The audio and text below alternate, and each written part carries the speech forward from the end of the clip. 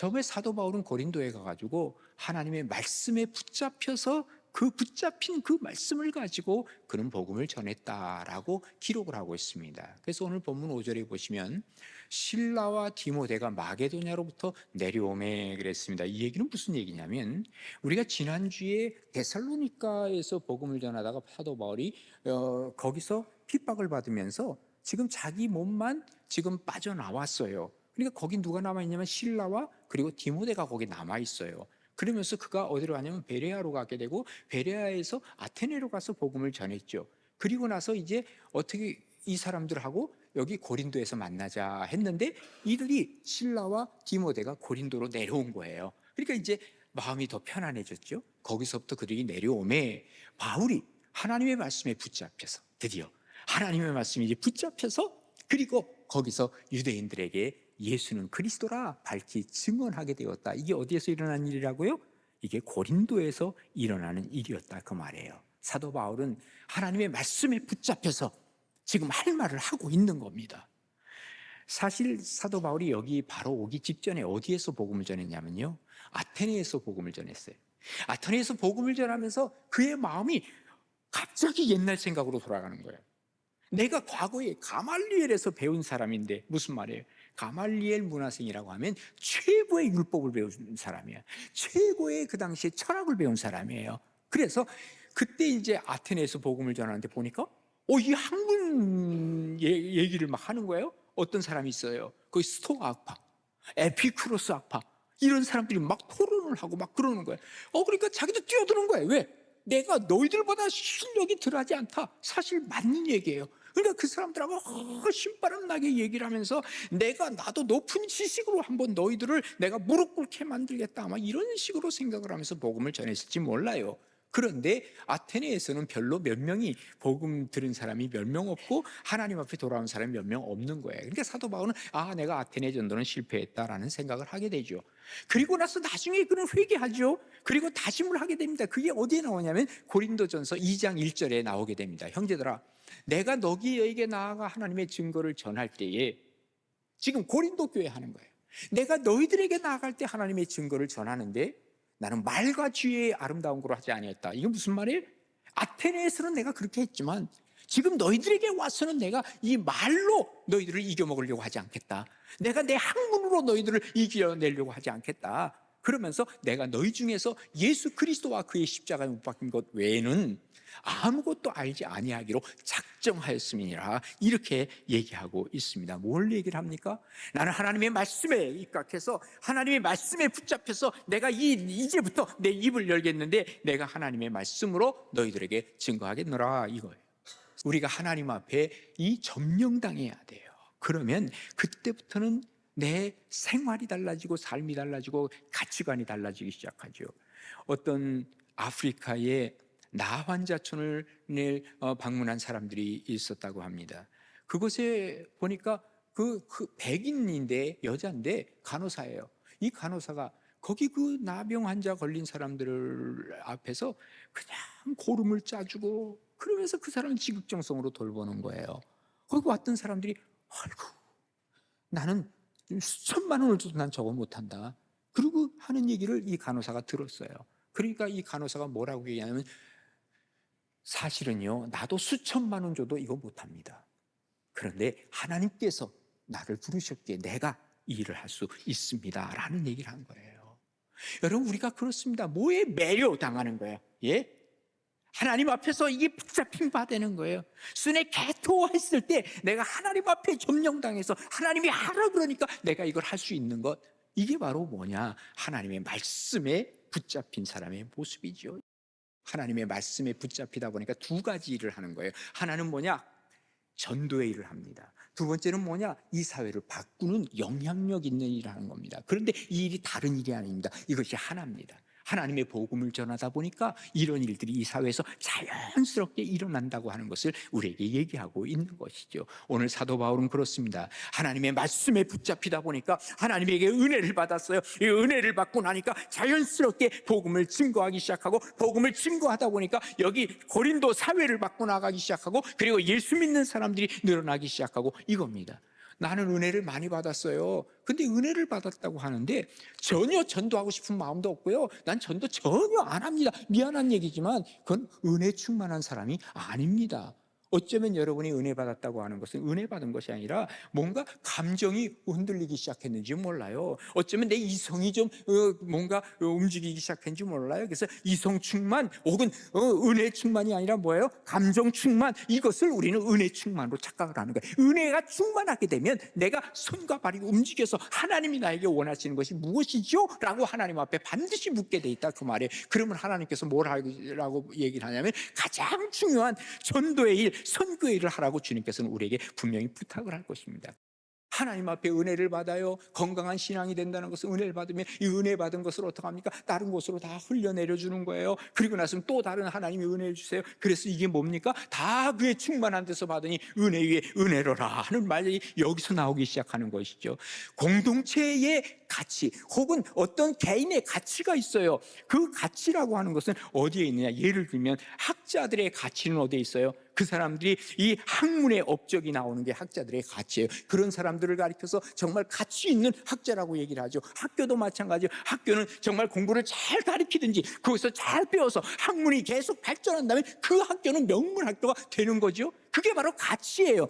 성도의 가치는 뭐예요? 성도와 교회의 가치는 다른 거 없어요. 하나님이신 말씀을 가지고 내가 이 세상에서 살아가는 거예요. 그리고 특별히 하나님이 우리에게 주신 최고의 명령인 너는 내 증인이 되라, 내 땅 끝까지 이르러 내 복음의 증거자가 되라, 이 일을 내가 이루겠습니다. 이걸 가지고 나아갈 때 성도의 가치는 어마어마한 것이고, 이 가치가 우리 공동체에 퍼져서 교회의 가치가 되어질 때 이 가치는 정말 위대한 가치가 되어서 하나님께서 우리를 얼마나 기뻐하시겠느냐, 바로 그겁니다. 그래서 우리가 외치잖아요. 사도행전 9장 32절에 있는 말씀처럼 교회가 평안하여 든든히 서가고 주를 경외함과 성령의 위로로 진행하여 수가 점점 돼가는 이 교회, 그야말로 가치 있는 교회가 되는 거예요. 그러면 하나님께서 어떻게 생각하는지 아세요? 다니엘서 12장 3절에 보면 이렇게 얘기하고 있어요. 지혜 있는 자는 궁창의 빛과 같이 빛날 것이다. 많은 사람을 옳은 대로 돌아오게 한 자는 별과 같이 영원토록 빛나리라. 하나님 이러한 가치 있는 사람을 통해서 더 큰 가치를 허락해 주시고, 그리고 하나님께서 귀하게 보신다는 것을 얘기해 주고 있는 것입니다. 어떤 사람입니까? 근원이 어디에서 있습니까? 말씀에 붙잡혔을 때 이런 일이 생긴다는 사실을 우리가 기억하시면서, 하나님, 내가 하나님이 주신 이 말씀을 붙잡고, 그리고 이제부터라도 나는 이제 목소리를 내겠습니다. 하나님이 하라고 하는 말을 저 해보겠습니다. 이런 자세를 가지고 나아갈 때 하나님께서 주시는 큰 가치관이 여러분의 것이 되고, 하나님이 귀히 보시는 복된 사람들, 우리 가나안의 모든 식구들이 되시기를 주님의 이름으로 축복합니다. 그 다음에 두 번째로는요, 사도 바울은 고린도에서 복음을 증거하면서 막 방해가 있어요. 이 방해를 이겨냈어요. 오늘 본문 6절에 보면 이렇게 기록하고 있죠. 그들이 대적하여 비방하거늘, 고린도에 있는 유대인들이 막 비방하고 그리고 대적하는 거예요. 또 이 사람들은 유대인이 여기 고린도에 사는 사람들도 아니에요. 사실은 저 멀리서 지금 따라온 거예요. 지금 방해하기 위해서. 그러니까 바울이 기가 막히니까 말이죠, 옷을 털면서 이르되 너희 피가 너희 머리로 돌아갈 것이다. 나는 깨끗하다. 너희들 죄지. 너희들이 받아들이지 않는 게 죄다. 그러면서 그곳에서 나는 더 이상 있지 않겠다 하고 이후로는 내가 이방인에게로 가겠다 그랬어요. 그러니까 지금 처음에는 유대인들에게 복음을 전했는데 이 사람들이 안 받아들여. 안 받아들일 정도가 아니라 막 사도 바울을 박해하고 방해하고 막 이런 일들이 벌어지는 거야. 그래? 나는 너희들에게 더 이상 저런 거 하지 않겠어. 그리고 이제 나오긴 나왔는데 이거 이방인이 있어야지. 그 다음 절에 보세요. 거기서 옮겨서 하나님을 경외하는 디도 유스도라 하는 사람의 집에 들어가니 그 집은 회당 옆이라. 와, 마음에 뭐라 그랬어요? 나 이제 이방인에게 갈 거야 했는데 가보니까 로마 사람이 있는 거예요. 디도 유스도예요. 근데 그 사람이 받아들이는 거예요, 이 복음을요. 뿐만 아니라 또 회당장 그리스보, 그 집에 온 집에 더불어 주를 믿으며 수많은 고린도 사람도 듣고 믿어 세례를 받더라 그랬어요. 드디어 이제 이방인들이 여기서 예수를 믿기 시작했다 그 말이에요. 전도라고 하는 것은 참 놀라운 것은 한쪽 길이 막히잖아요. 그러면 다른 길이 열려요. 전도하겠다, 선교하겠다 그러면 반드시 이러한 일이 벌어져요. 이게 바로 뭐예요? 하나님의 신비예요. 마치 하나님이 짜놓은 박봉 같아. 내가 이쪽 길이 막히면 야, 나 아무것도 할 수 없어가 아니라 야, 옆에야 이 길이야. 하나님께서 제시한 길이 보이기 시작하더라 그 말이죠. 회당에서 쫓겨나니까 여기 유스도의 집으로 가게 되고 회당장 그리스보가 믿음을 갖게 되는 이런 아이러니를 경험한 것이죠. 전도는요, 하나님이 정말 기뻐하시는 일. 하나님이 기뻐하시면 누가 싫어할까요? 마귀가 싫어하죠. 당연하죠. 예? 그렇기 때문에 마귀는 전도하는 것에 방해를 합니다. 그럼에도 불구하고 하나님은 방해받아서 도저히 앞으로 못 나가겠다 그러면 하나님이 옆으로 길을 빼주시는 거예요. 바울이 복음을 전할 때 사실은 한 번도 우호적인 적은 없었습니다. 1차 전도 여행을 한번 보세요. 그가 비시디아 안디옥에서 어디로 갑니까? 저 이고니온으로 갔거든요. 그리고 루스드라로 갔어요. 그 루스드라에서 어떤 일이 벌어져요? 사람들이 막 돌을 던져가지고 바울을 쳐서 죽이려고 했죠. 거반 죽었어. 이 사람들도 죽은 줄 알고 돌아간 거야. 나중에 알고 보니까 바울이 살았어요. 하나님이 살려주셨어요. 예? 여기 뭡니까? 이 방해를 이기고 웬만한 사람 같으면 이 트라우마가 있어서 나 이제 전도여행 안 갈 거야 그러지 않았겠습니까? 그런데 또 2차 전도여행을 하는 거예요. 그리고 나서 우리가 지난번에 보았지만 빌립보에 갔는데 거기서 감옥에 들어가게 돼요. 예? 그리고 또 어디로 갑니까? 여기 데살로니가에 갔는데 거기서도 또 핍박을 받으니까 어디로 가요? 베레아로 가요. 베레아에서 또 조금 나아 여기는.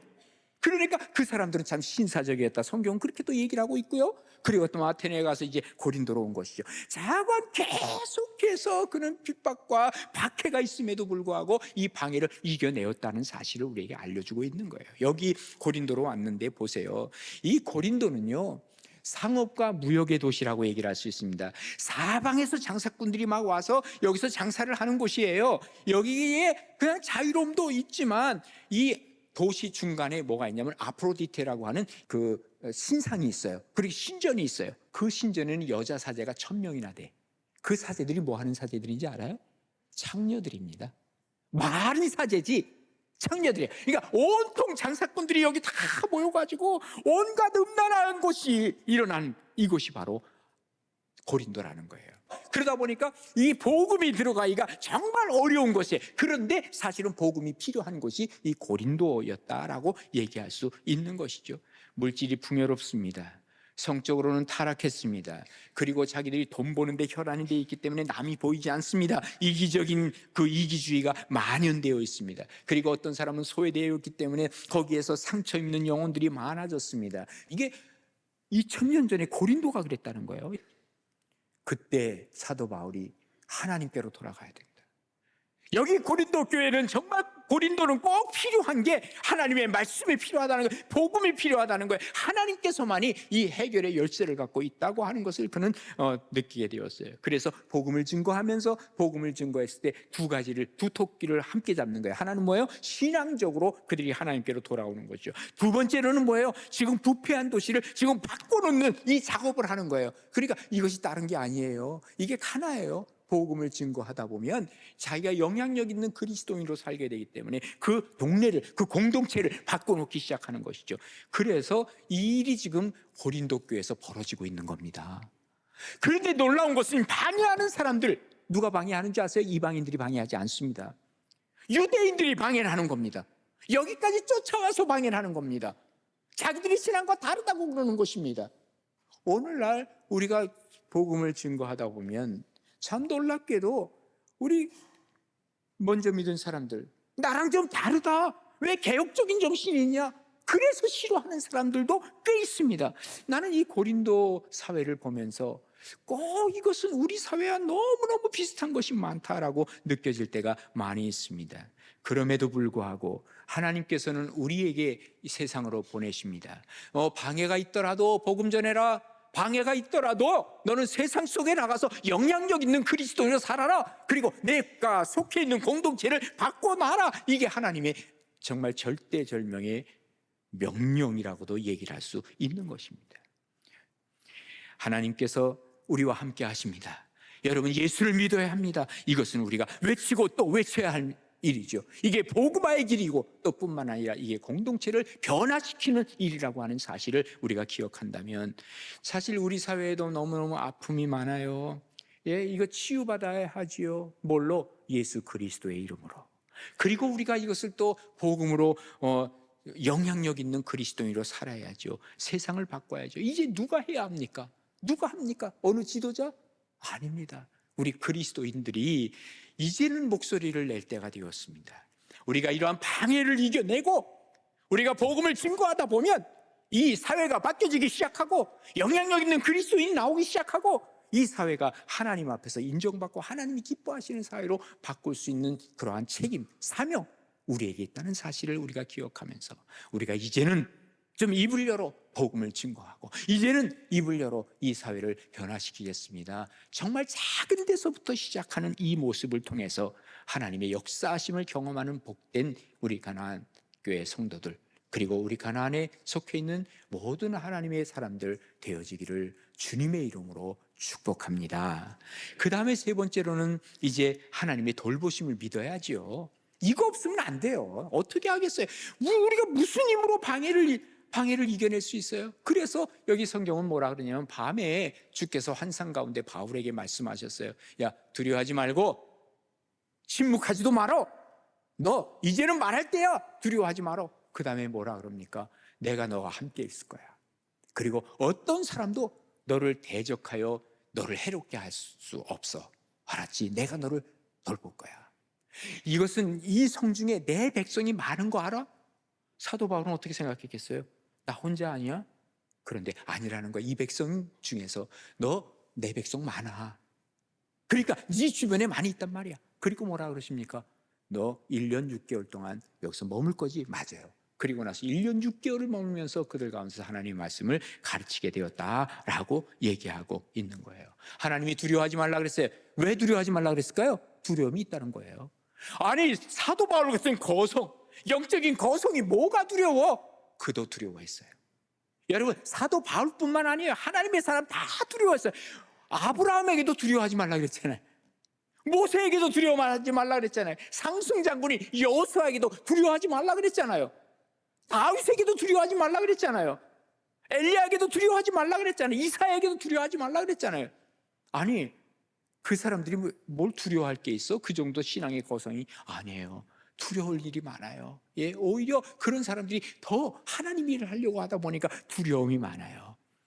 그런데 하나님께서 하시는 말씀이 있어요. 두려워하지 말라. 사도 바울은 고린도전서 2장 3절에서 이렇게 얘기해요. 내가 너희 가운데 거할 때, 이 고린도에 내가 거할 때 두려워하고 심히 떨었노라. 나 많이 두려워했어. 그런데 오늘 말씀을 보니까 두려워하지 말라. 그리고 침묵하지 말라. 그리고 내가 너와 함께 할 것이다 라는 말씀을 하고 계시는 거예요. 여기서 일어날 수가 있는 거죠. 우리 전도를 하는데 정말 여러 가지 어려움이 있을 뿐만 아니라 최대의 적이 뭐예요? 두려움이에요. 두려움. 예. 그래서 전도하라 그러면 전도 못하는 거예요. 두려워서. 예를 들면 그거잖아요. 창피해. 누가 내가 전도하면 거절할 것 같아. 나 그냥 예수쟁이 아닌 것처럼 사는 거야. 그냥 여기 교회만 나오면 되지. 하나님 기뻐하실 거야. 그리고 세상 나가서는 나 안 그리스도인, 나 교회 안 나가. 말로는 안 그러지요. 겉으로는 나 교회 안 다니는 사람처럼 생활하고 살고 싶은 거예요. 왜? 내가 전도하다가는 거절당할 것 같고. 그런데 생각하세요. 우리가 거절당하고 예수를 전해서 거절당하는 것은 나를 거절하는 게 아니에요. 예수님을 거절하는 거예요. 그때 우리가 생각할 것은 예수님을 생각하라는 거예요. 히브리서 12장 2절에 뭐라고 기록하고 있습니까? 믿음의 주요 또 온전하게 하시는 이인 예수를 바라보자. 그분은 어떻다 그랬어요? 그 앞에 있는 기쁨을 위하여 하나님 곁에 간다고 하는 기쁨을 위하여 십자가를 참으셨어요. 부끄러움도 개의치 아니하셨어요. 하나님의 보좌 우편에 앉으셨다라고 얘기하고 있어요. 예수님 생각하면서 이 두려움도 이겨낼 수 있다는 거예요. 또 어떤 경우에는 뭐 때문에 그러냐면 열매에 대한 두려움이에요. 내가 전도를 하는데 받아들이지 않으면 나는 뭐 열매도 없고 내가 해봤는데 잘 안 되고. 여러분 오해하지 마세요. 열매를 맺게 하시는 분은 하나님이라고 성경은 분명히 말씀하세요. 내 책임은 뭐냐? 전하는 거예요. 그 이상 없어요. 근데 왜 하나님의 알리를 내가 자꾸 걱정을 하느냐 그 말이에요. 나는 증거할 뿐이고, 그리고 열매를 맺게 하시는 분 하나님. 그럼 거꾸로 얘기하면 열매를 안 맺게 하시는 분 누구예요? 하나님이야. 난 전하면 되는 거예요. 예. 근데 뭘 그렇게 내가 그냥 안 되면 어떡하나 노심초사하고 그럴 이유가 뭐냐 그 말이에요. 내가 이 자리에서 나를 전하는 거 아니잖아요. 나는 부족하고 나는 정말 어리석고 하지만 나는 예수님을 전합니다. 예수님을 믿으셔야 됩니다. 예수님을 전하다 보면 뭐 성령께서 하시는 거니까요. 예. 바울이 아테네에서 그랬다 그랬죠. 그냥 뭐 자기 학문을 자랑하고 뭐 그래 너 이제 에피큐로스 학파 내가 너희를 질 것 같아? 뭐 스토아 학파 내가 너희를 질 것 같아? 하면서 했지만 별로 없었어. 그래서 이 모든 거 다 내가 내려놓고 나는 예수님의 십자가만 알고 십자가만 전하겠다고 그러고 나니까 여기에 막 이렇게 열매를 맺게 되는 것 아니냐 그 말이에요. 우리가 믿어야 할 게 있어요. 돌보심을 믿고 전도하는 거예요. 예. 우리가 전하지 아니하면 그야말로 들을 길이 없다고요. 그래서 로마서 10장 14절에 이렇게 기록하는 거예요. 그런즉 그들이 믿지 아니하는 자를 어찌 부르겠는가? 듣지도 못한 이를 어찌 믿겠는가?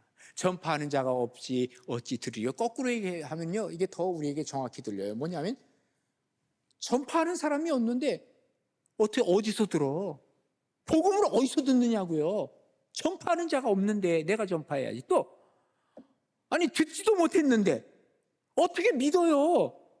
믿음은 어디서 나요? 들으면서 난다 그랬잖아요. 들려줘야 될 거 아니에요. 근데 어떻게 믿겠냐? 또 뭐예요? 내가 하나님을 어떻게 불러요? 내가 믿지도 않는데 하나님을 믿어야 내가 하나님을 부를 거 아닙니까? 그러니까 우리가 증거하는 자가 있어야 돼. 그 사람들이 바로 누구다? 여러분과 저와 우리 그리스도인들이 이 일을 해야 할 것이라는 거예요. 왜? 하나님이 우리를 돌보신다는 거예요. 하나님께서 이 성중에 내 백성이 많다. 염려하지 마라. 너 혼자 아니다. 함께 해라. 너 혼자는 어렵지. 그래, 내가 그래서 가나안의 나라를 정해준 거야. 함께 기도하잖아. 함께 같이 하잖아. 한번 해봐. 나 혼자가 아닙니다. 우리 가나안교회 모든 수천 명의 사람들이 함께 복음을 전하는 겁니다. 함께 기도하고 있는 겁니다. 그래서 그 중에 하나님께서는 나를 쓰신다고 하는 것을 얘기해 주고 있는 거예요. 사도 바울이 뭐라고 고백합니까? 고린도서 4장 8절에 보면 이렇게 고백해요. 나는 말이야 사방으로 막 우겨쌈을 당했는데 난 주인공이거든. 나 쌓이지 않았어. 답답한 일을 막 당해서 막 낙심해야 되는데 나 낙심 안 해. 왜? 나 주인공이거든. 박해를 받았는데 난 이제 끝났다. 버림받은 줄 알았대. 나 버림받지 않았어. 다시 쓰임받더라. 나 다시 오뚜기처럼 일어난 거야. 거꾸로 트림을 당했는데도 나 망하지 않아. 왜 그런지 알아? 내가 주인공이기 때문에 그래. 우리가 항상 예수의 죽음을 몸에 짊어졌잖아. 예수의 생명이 또한 우리 몸에 나타났잖아. 나는 그런 사람이야. 어려움이 있어도 괴로움이 있어도 핍박이 있어도 나는 살아날 사람이야. 예? 사도 바울이 이 고백을 하고 있는 거예요. 언제? 하나님께서 맡기신 미션, 하나님이 맡기신 전도의 사명, 이거 감당할 때 하나님이 우리를 돌봐주신다고 하는 이 경험을 하는 것이죠. 이게 바로 신비한 경험, 신비한 축복이 있는 거예요. 이거 안 하면 뭐 하나님이 신비한 게 뭐가 있다고, 아이고 목사님 늘 얘기할 때 그런 얘기를 하는데 나는 그런 경험 한 번도 안 했어. 왜 안 했을까요? 하나님이 맡겨주신 이 사명을 감당하지 않는데 무슨 그것을 경험을 하겠어요. 이번에 한번 경험하자고요, 우리가. 그래서 우리가 가나안을 한번 함께 좀 힘을 써보자고요. 내가 한번 해보겠습니다 했을 때 하나님이 도와주지. 내가 해보겠단 말 한 번도 아무 생각도 안 하는데 무슨 하나님이 도와줘요? 도와봤자 그 사람 그 일 안 할 텐데. 예? 하나님의 주인공 되자고요. 내가 한번 움직여 보자고요. 하나님이 나를 어떻게 쓰시나 한번 보자고요. 이게 우리 가나안 교회에 우리의 결단이 되어졌을 때 우리가 어떤 사람 돼요? 가치 있는 그리스도인이 되는 거예요. 하늘의 별과 같이 빛나게 되는 거예요. 이런 축복과 은혜가 우리 가나안 교회 성도님 모두에게 임하셔서 정말 하나님이 가장 기뻐하시고 좋아하시는 그러한 성도들, 이제는 뭐예요? 우리가 목소리를 내야 할 때입니다. 하나님 앞에서 목소리를 내되 말씀에 붙들려서 또 방해도 이겨내고 그리고 하나님의 돌보심으로 이 일을 감당해가는 우리 가나안의 모든 식구들 되시기를 주님의 이름으로 축복합니다.